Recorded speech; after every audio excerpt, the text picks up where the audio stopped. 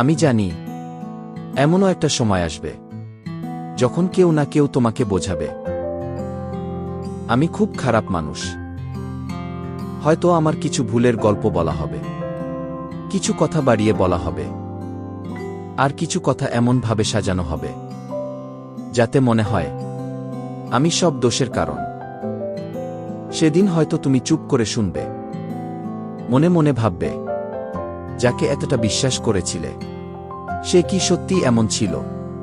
কিন্তু যদি কখনো সেই সময়টা আসে, তাহলে শুধু একটা কথা মনে রেখো, মানুষের কথার ভিড়ে একবার অন্তত আমার সাথে কাটানো মুহূর্তগুলো মনে করো, এরপর বিচার করো। যারা চ্যানেলটি সাবস্ক্রাইব করেন নাই অবশ্যই সাবস্ক্রাইব করবেন। ভালো লাগলে বন্ধুদের সাথে শেয়ার করবেন। ভালো থাকবেন, সুস্থ থাকবেন। আসসালামু আলাইকুম।